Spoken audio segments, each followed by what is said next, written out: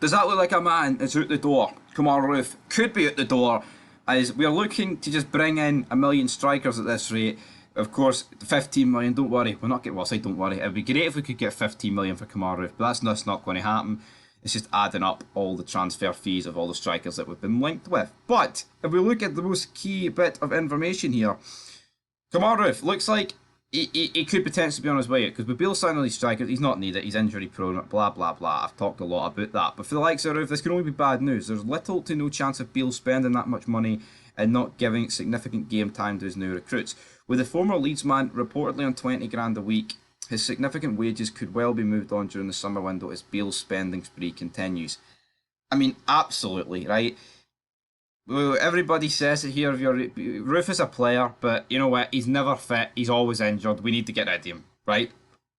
There is no good being a great player when you're fit if you're never fit. Now, obviously, it's better than here. Even when he's fit, he's shite. Obviously, it's better than that. But, like, he will give us, like, 3 good games a season. And when I say 3 good games a season, that's probably not even taking the piss. When I say 3 good games, it's probably 3 games he plays all season.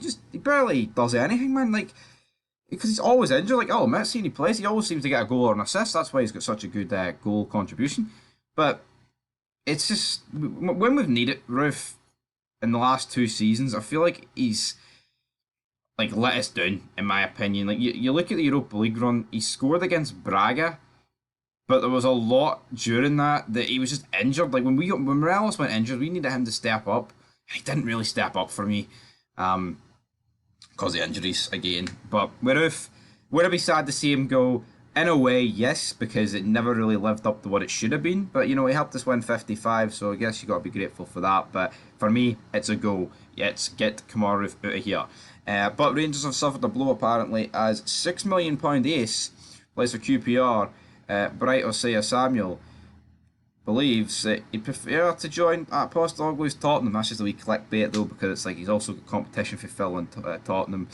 Of course, I say he played for QPR is what I meant. Of course, he did join Fenerbahce, but we've been linked to this guy for a decent bit now. But, you know, if he honestly wants the Premier League, then I don't really see us getting him, if I'm being real, because 6 million for a guy that wants to play in the Premier League and not really us. Even though, like, I know most, like, even Raskin's come out and said that he would love a move to Chelsea someday.